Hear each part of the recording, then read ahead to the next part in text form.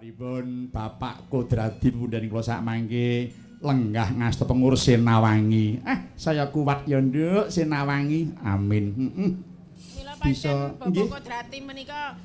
Bapak Kodradi menika tresna dhateng budaya saestu. Wah, saestu. Kala semanten saben warasa menika nggih ringgitan. Ning menika sampun dangu kok mboten ngelak kelir Pak Kodradi. Kala mben nggih wonten ngayoja wonten sasana inggil nggih Bapak. Oh, ngaten. Oh, inggih. Terakhir cangik pun timbali ning wonten Semarang wonten gubernuran. Inggih. Sepriki sampun radi lami Pak Kodradi. Nenggo malih menika, Pak. Bojo macem-macem to, Mak. Wah, tenan. Pak Kodradi ki anggere mirsani iki adate niku ngantos paripurna ning kala sampun paring dawuh. Dik cangik kula mboten saged ngantos purna binjing wonten tugas ngaten. Malahane sampeyan den nimbali dhewe ya, Mak. Amin. Nduk, apa, Mak? Iki kersane Bapak Nugroho, Bapak Woko. Kang wis dipengesteni dening Bapak Pomol Bapak direksi liyane anakmu Bayu kok didhawuhi nderek sowan mrene kok, Nduk. Oh iya. Kang mengkono nggon geguyon mangko disambung nggon gara-gara ya nggih Mas Marata. Nggih. Iki ngomber jagatipun. Nggih. Saiki anu Nduk diaturake Sinom Parijata. Sinom Parijata inggih ugi kunjuk Bapak Direktur Utama Bapak Sigit Pramono wilujeng midhangetaken Sinom Parijata. Iya. Sing didhawuhi nyuwara sapa? Ibu Rosiati, Nduk. Ibu Rosiati. Monggo pun aturaken Mbak Ros Sinom Parijata.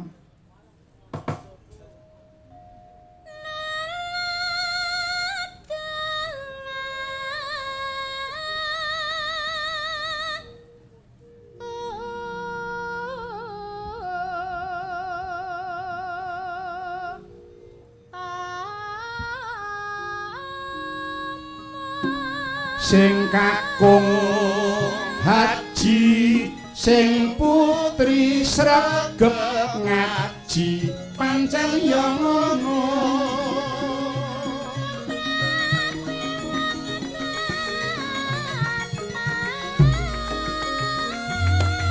sahadaten ing warnane ngucap syahadat tauhid lan syahadat rasul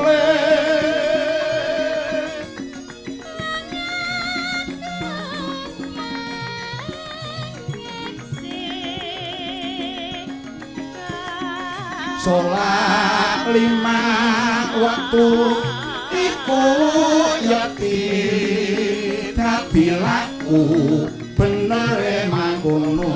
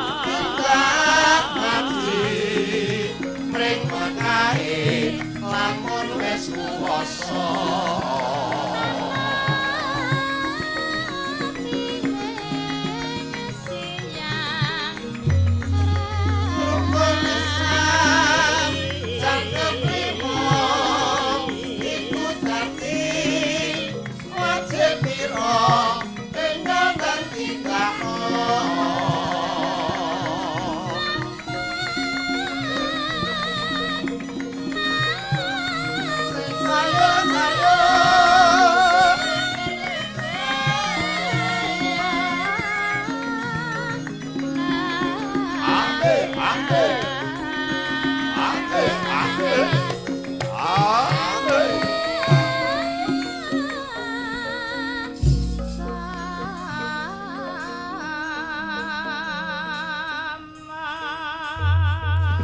kuku sing dupa kumelun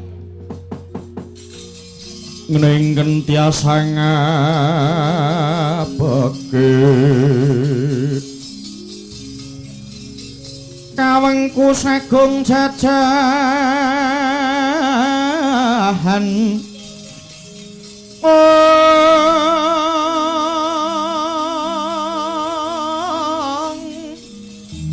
nanging sanget hangikipik sang reksikane putra kang hanjok saking wiyati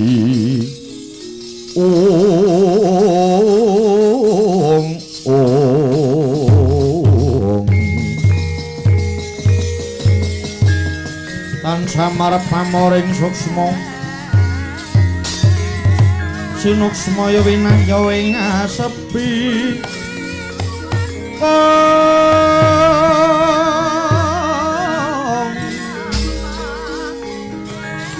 sinimpen teleng ing kalbu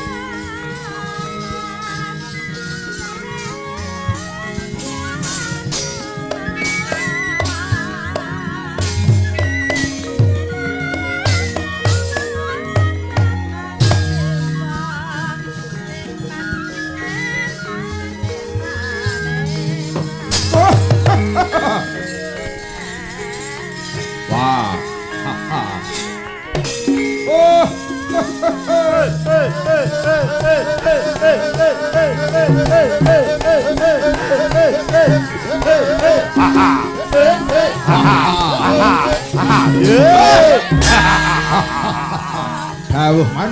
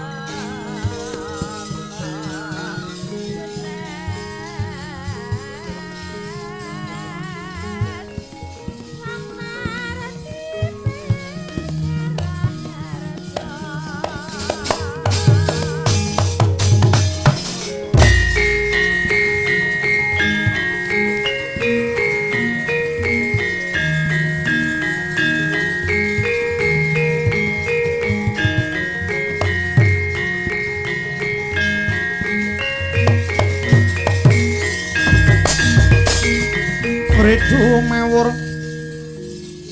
mangawur-awur wurahan tengaraning ngajurit gong maguru gongso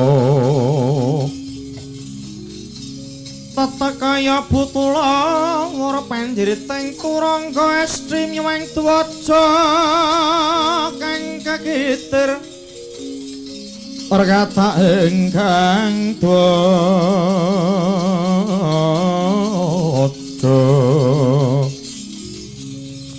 tuwaca lelayu sepi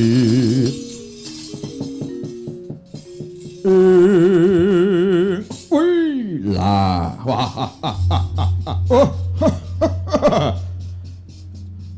paman sing kuning ingkang sampun medal Jawi kula ingkang putra ing Banjar Junut Arya Dursasana sumadong dawuh man anak-anakku sata Kurawa kabeh wae ora susah padha saur manuk kowe kabeh cukup padha ngrungokno dawuh pangandikaku marang kakangmu Dursasana ya nggih inggih man monggo kula aturi paring dawuh man kulup Dursasana wonten dawuh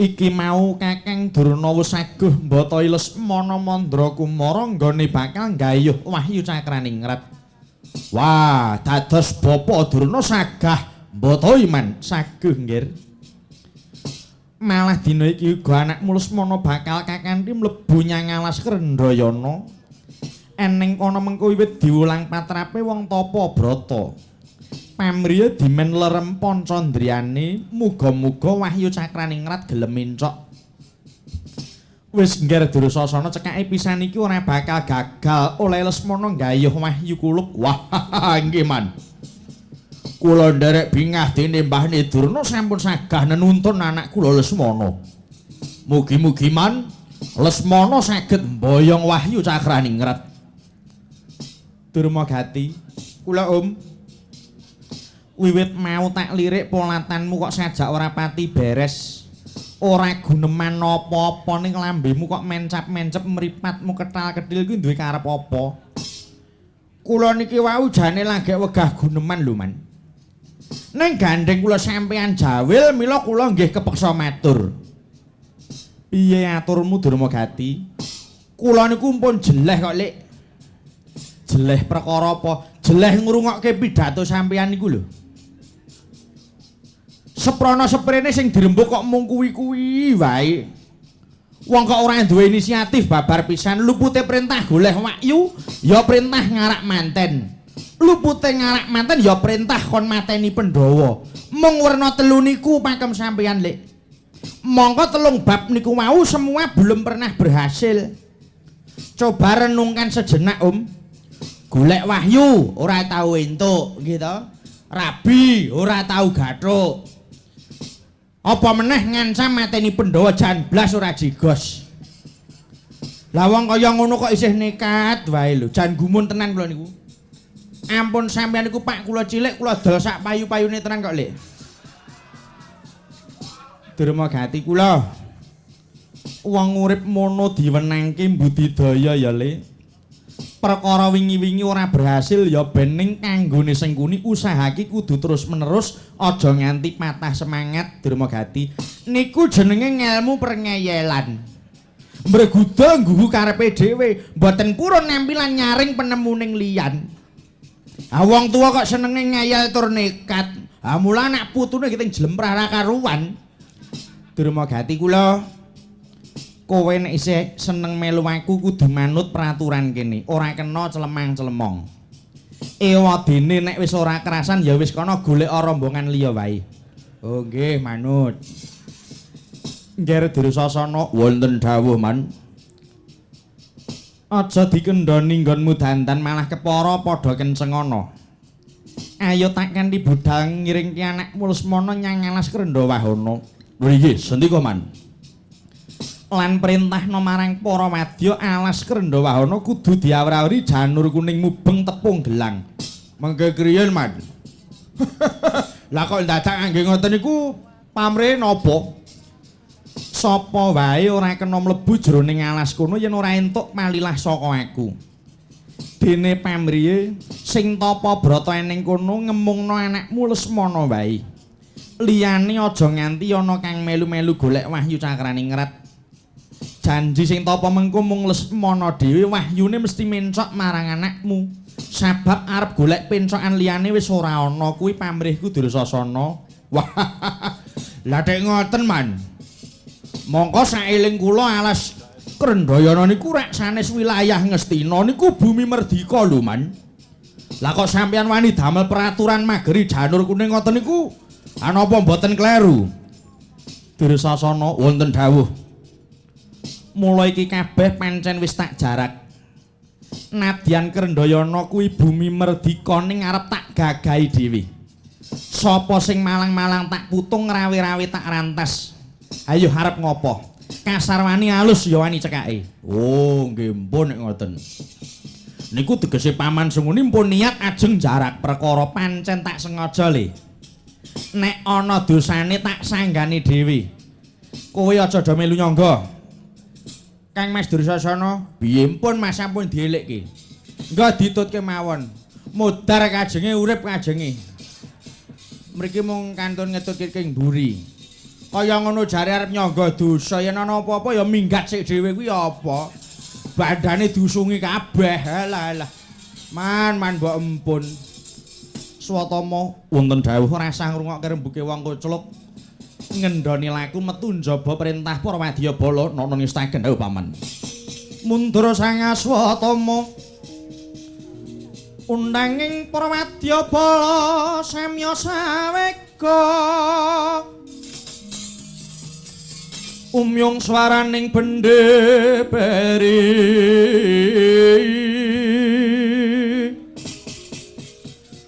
Kubar gurnangka lawan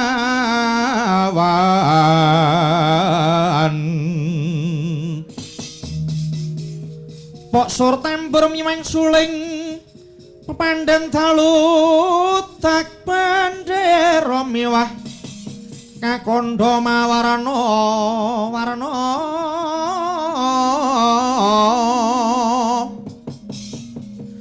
pindah jala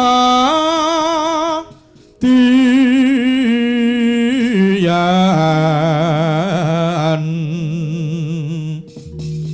ong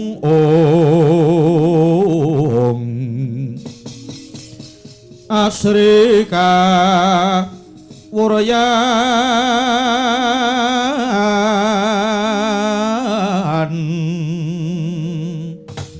greg handemaning kang jaran ngrek magala genti manite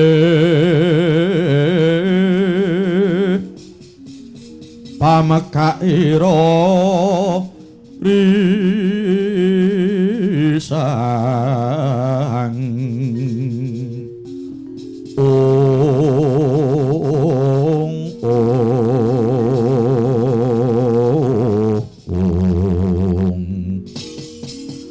Sudarasana dahat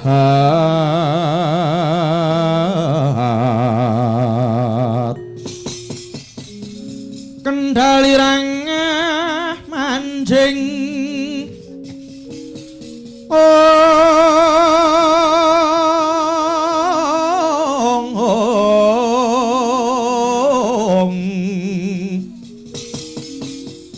manjing lak-lakaning kuta ngrih micil ra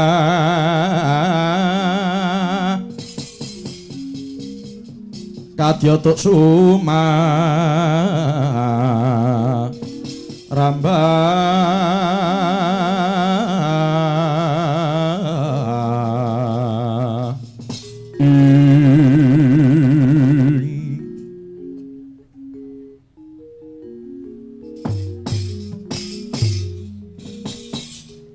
mong jir mong jir ong jir yaksa temahan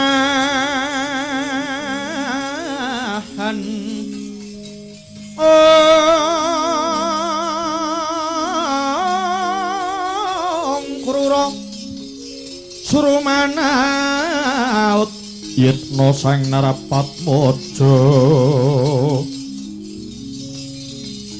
yitna sang Narapatmaja parmatur dumateng Paman Patih para wadyabala sampun samapta ing gati sawega ing diri kabidalaken sawanci-wanci mboten badhe tundha bima Paman. Syukur bagi sekedhi jumurung malah sira dadi pambanta ing laku pareng adal pasilan Paman. Henjing bidal gemuruh saking Astina Nagri.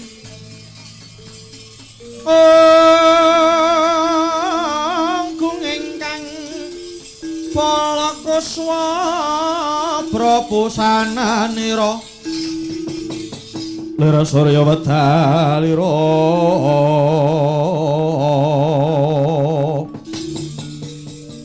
sakaing calanidi rasa medangi jagat mungup-mungupaning sabocah ing ukir marababak bang sumirat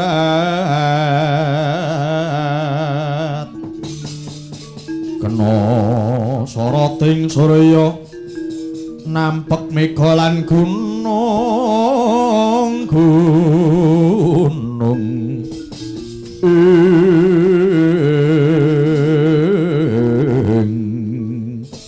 wata kaya mangkono bidaling para Kurancandra kaya nitih Kyai Denta Prakasa bidaling prawadya samya miranti sanjogja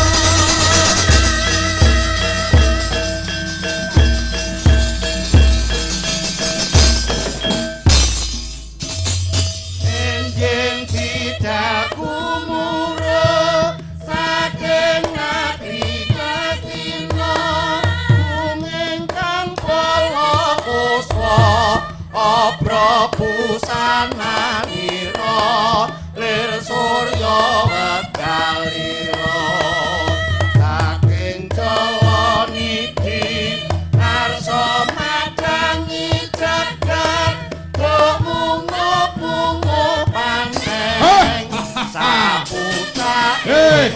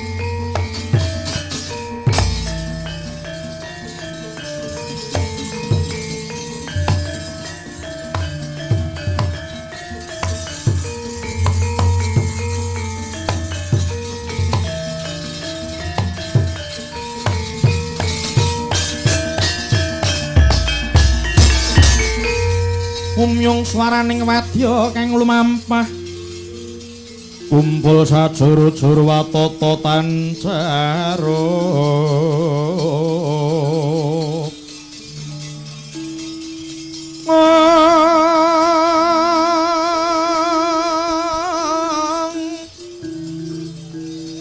Teni romat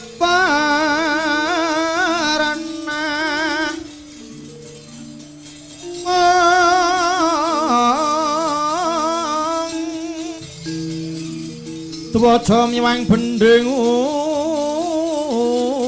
ungkung risang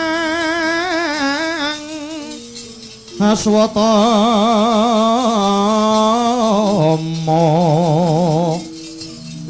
kang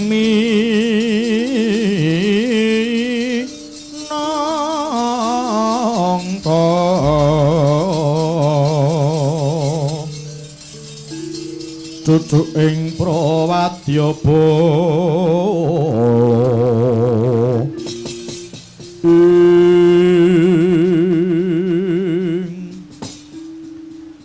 nuwun mangkita Raden Setyaki kepriyih Kakang Anoman awrat nampi jejibahan saking Sinuwun Dwarawati kula dalah Raden kadhawuhan nderekaken kang putra Raden Samba ingkang nembe gayuh wahyu keprabon nenggih wahyu cakraningrat aku banget mesake marang putraku Samba Kakang sabab dheweke babar pisan durung tau nglakoni tapa brata lan durung tau nglakoni prihatin banjur kadhawuhan Kala Prabu Kresna supaya gayuh wahyu yen Kakang Anoman ora kersa nuduhke carane wong tapa mokal bisa kasembadan sediane anakku Samba mau Kakang.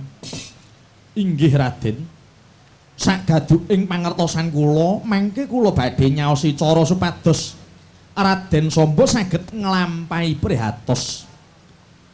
Namung kula saha Raden dados jejering sepuh sampun ngantos negakaken dumateng keng putra Raden Samba. Monggo sami dipun dombani anak kula Samba, kersanipun saged sembada mboyong wahyuning ratu kala wau Raden. Aku wis prasetya Kakang, ora bakal mboga lan nginum yen putraku Samba durung lebda ing karya Kakang Anoman. Kaget risang kabeh rangu ora nangkul kinempit-kempit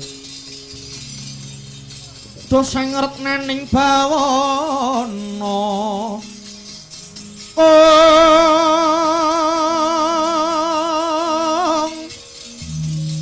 ya si tukang walang ati, ya si tukang nesing tias, ya si tukang kudu garing.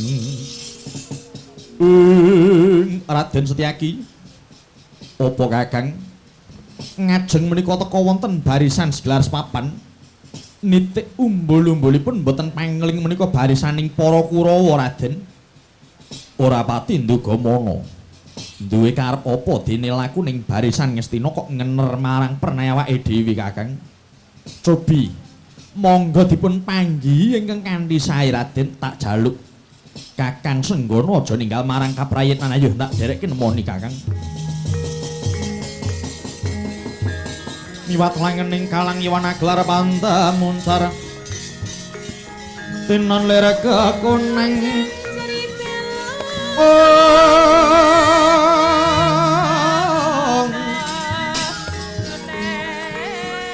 surem sorotetan padang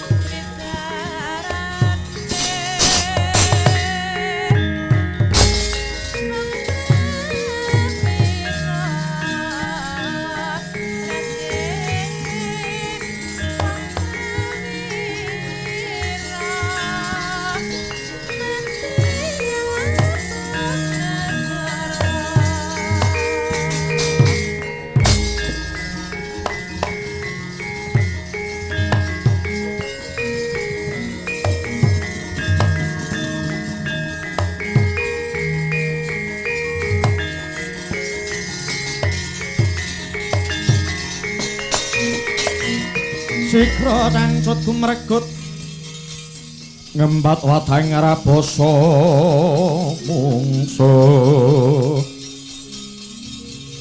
sangkep cocok antaran bau sayekti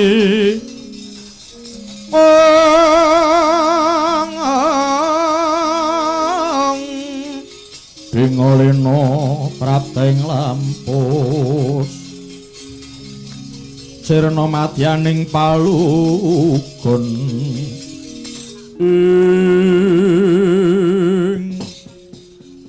Suratayu kula wonten dawuh paman paningalku kok rada kelemun-kelemun ngarepku iki rak sencaki karo Anoman ta iki.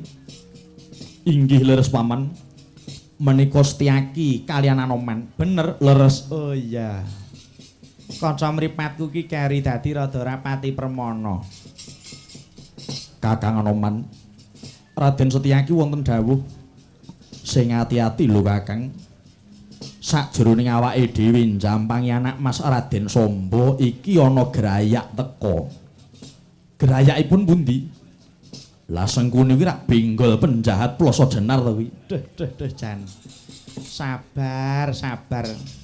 Patih kok padake penjahat. ora tata Setyaki.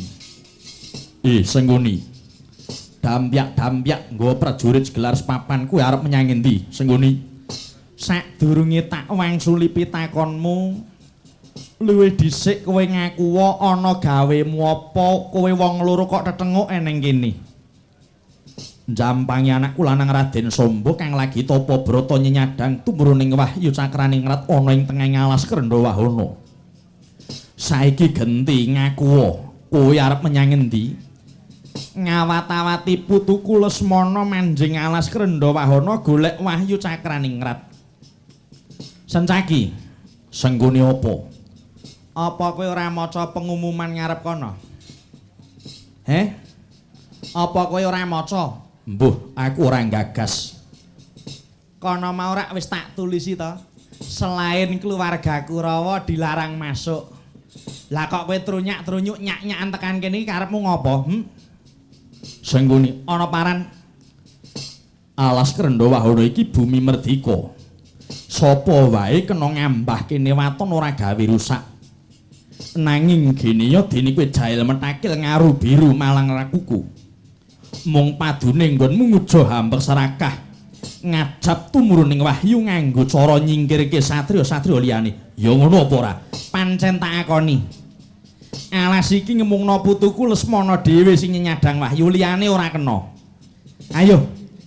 Kowe lan anakmu Samba kudu lunga saka kene. Kapan ora gelem minggat tak babati barisanmu. Aja maju mboko siji. Ayo ngebyuk bareng aku ora wedi. Surtayu bageamu iki. Kurodha muntap liriki netap. Jojobang mawinga wengis. Kumadot paton ning ladine Trandhik nguntara andir. Pancen kowe menungso sing ora kena dieman. Dikandhani kanthi alus malah kowe mbregudulku karepmu dhewe. Gelem ngalih saka kene apa ora? Aku gelem ngalih.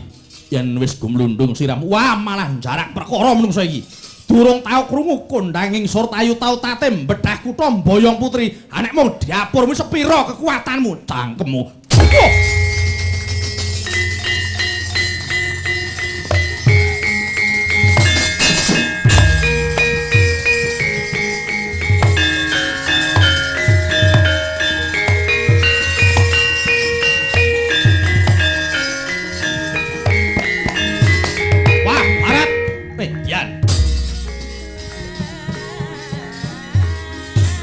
Ya.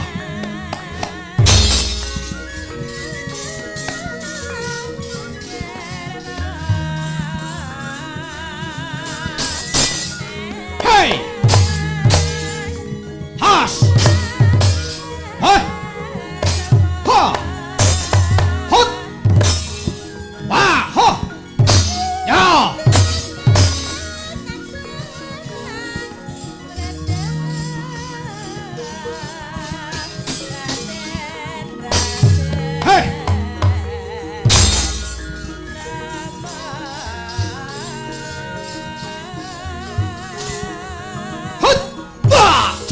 Dadamu parek. Hot! Wah! Het! Wah!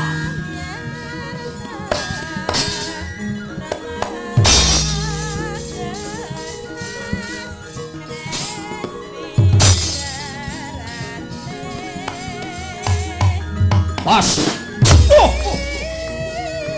Wah! Wah! Hot!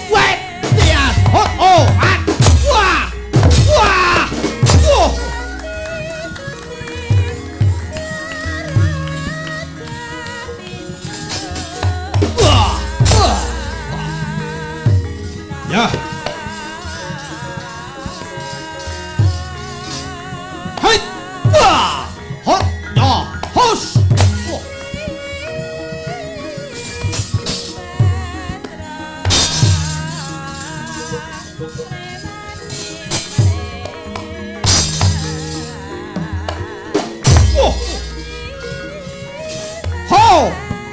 Wah! Hot! Ot! Ot! Pat! Dat! Oh! Oh! Hot! Oh! Hot! Hot! Hot! Wet! Wet! Tiang! Wet! Mati! Oh! Ho! Hot! Hush! Hot! Ho! Hot! Hot! Oh! Oh! Wah! Wah! Wah! What? Wah! Oh!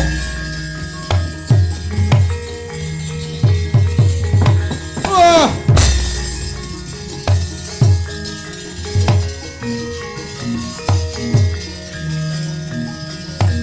Loh.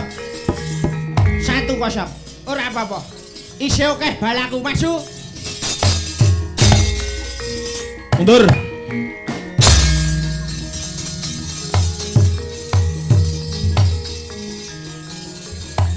Hei! Wah! Nah. Mati kowe. Hot! Wah! Hot! Wah! Wah! Ah! Wah! Wah! Wah! Mati aku. Wah! Wah! Wah! Wah! Wah!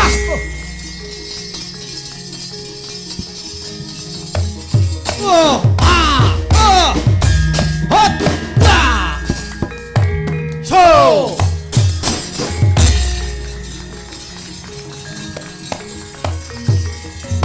Wah!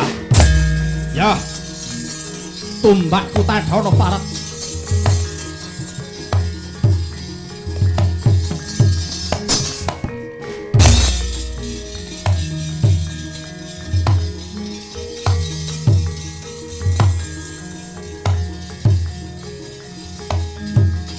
Wah!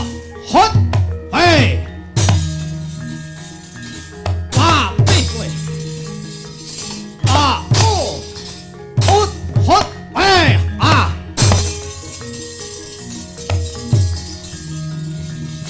Oh! Oh! Hot! Wet! Tian! Ho! Ah! Oh! Ho! Oh! Oh! Ah! Oh! Ut! Oh! Wah!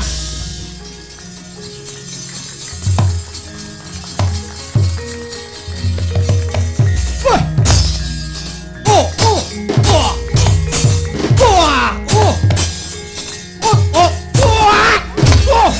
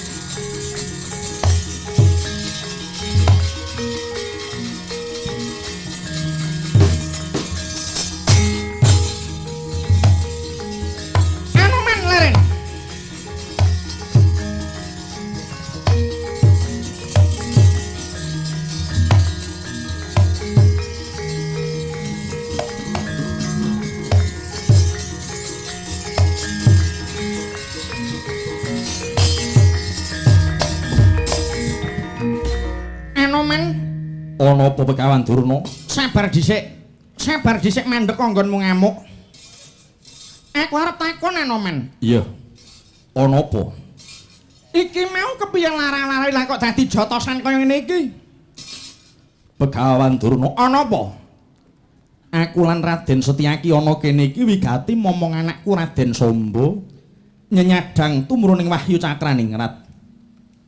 Nanging dening Patih Sengkuni, aku sakadang ditundung supaya lunga saka alas kene. Lah ya sapa wonge sing ora muring? Ana wong ora dosa ora perkara kok digusah kaya kewan. Mula aku ngamuk Kurawa tak jotosi. Oh, dadi kowe nang kene iki njampangi anakmu Samba golek Wahyu. Iya, ning dialang-alangi karo cara mburimu kuwi. Deh. Padake cara. Wala malah sing kleru ki rombong aku dhewe. Adi Cuni, Piye wakne? ana wong golek Wahyu kok dilambari drengki srai iki kepiye? Lah ya apa umum coba? Coba gagasen. Lah wong padha-padha golek Wahyu kok tok jaili iki keneng apa? Samba golek Wahyu ning kene iki ya ben aja dikon lunga. Dadi kabeh iki mengko mung ngadu bejo. Aja ngelek-eleki rombongan to, Dik. Patih kok watake jahat kaya ngono. Ya wis, Nek ngono aku njaluk pangapura aku sing luput. Aja dibaleni meneh. iya wakne. Anoman, Ana apa Begawan Durna? saiki gandeng wis padha apura ing ngapura ya Anoman. Padha ngayahi kewajibane dhewe-dhewe. Jagoku Lesmana momonganmu Samba padha golek mapan dhewe-dhewe tumuli miwiti tapa brata. Ayo, tak derekke Begawan Durna.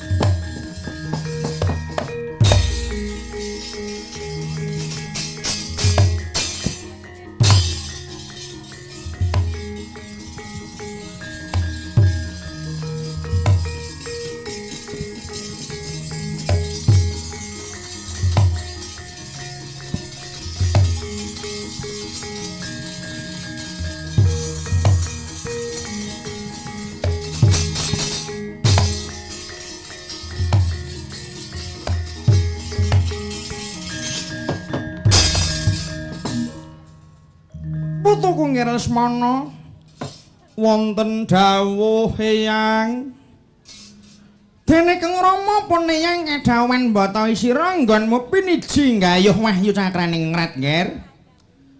Lakar kaluhuran dawuh paduka yang penemban kula kadhawan bangun miturut menapa ingkang dipun dawuhaken paduka Kanjeng Eyang Penemban.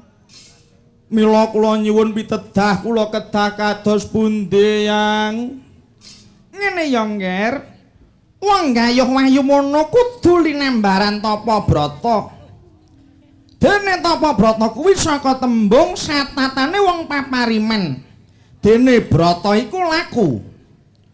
Tegese nindakake laku kaya satatane wong kekurangan uripe. Banjur ngababare ngurang-ngurangi mangan, ngurangi nginum, ngurangi sare. Jroning tangan sedakep ing dalem pikir mberat nafsu matang perkara, sajuga ingkang sinidikara yaiku nyuwuning ngersaning Gusti kang anyipta jagat. Muga enggal kaparingana Kang Wahyu Cakraningrat mau Nger. Supados menep manahipun caranipun kados pundi yang supaya bisa menep pikirmu, ana swara aja dirungu, ana rupa aja dinulu, ana ganda aja diambu, ana rasa aja dirasake. Lan uga nyarehake marang mlebu metuning napas lan lupus Lesmana. Wah iki dawuh kok aneh men. Ing atase aku iki isih urip kok kon latihan mati. Wong nglakoni iki ya ngono kuwi kok Nger. Kuat-kuatno ya Gus nadyan rekoso ngarep ning burine ngunduh kamulyan Nger Lesmana. Inggih yang badhe kula cobi menawi kiyat inggih syukur dene menawi mboten kiyat nggih sampun wangsul mawon. Oh, kudu kuat. Wong pun yang keng jangkung kok Nger. Mengko tak ewang-ewangi, Ngger. Iya kulup, kowe kudu kuat ya Ngger Lesmana. Aku lan paman-pamanmu Kurawa padha njaga marang sira Ngger. Nyuwun pangestu kula badhe miwiti tapa brata Eyang.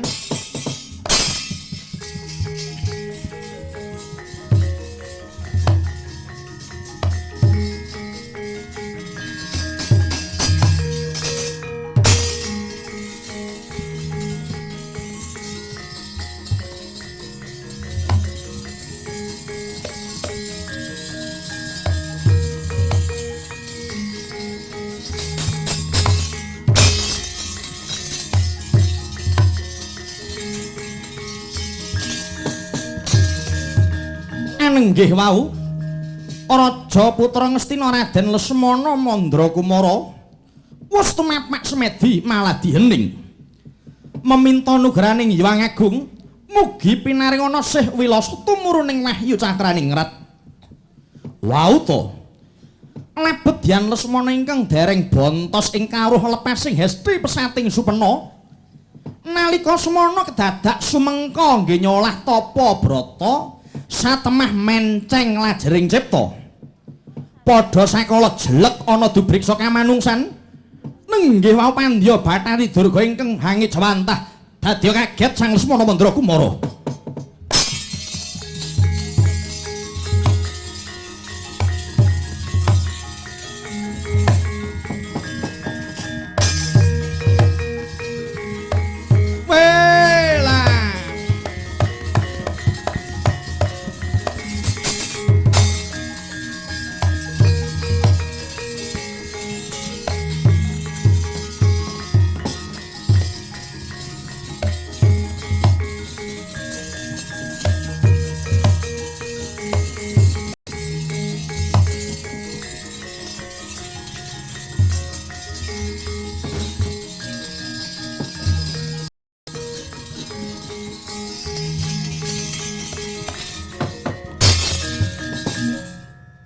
Lesmana, aja kaget. Ulun ingkang prapta kulup Lesmana.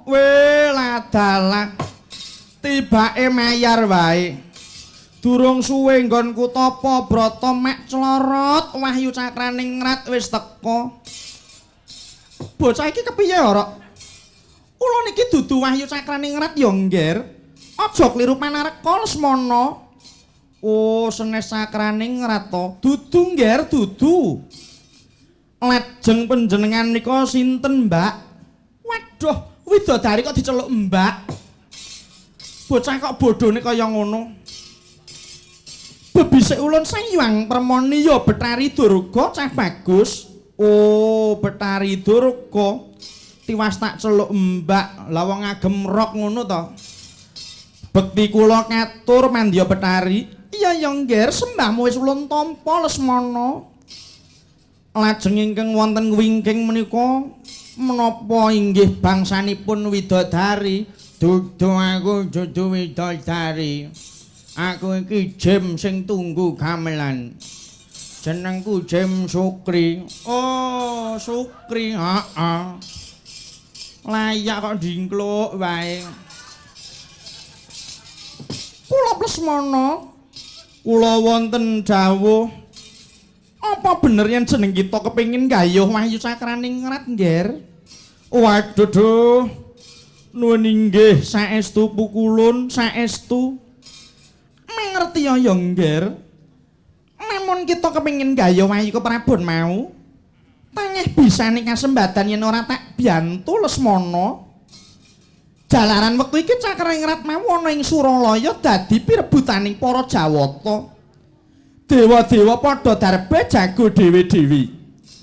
Yen kita ora duwe botoh dewa utawa widodari, aja njagake entuk gawe Lesmana. Kaget risang kapirangu. Rinangkul kinempit-kempit. Dosang retnaning bawana. Waduh Pandya Bathari jimat pepunden kula Menawi mekaten kula pasrah jiwa raga dhateng Paduka Betari. Kados pundi rekadaya Paduka nyumanggaaken uger kula saged ngasembadan boyong wahyu cakraning rat. Ya aku saguh nanging kabeh mau jer Basuki mawa beya Lesmana. Ulun saguh minangkani panyuwun kita. Nanging ana pitukane. Pitumbasanipun menapa buku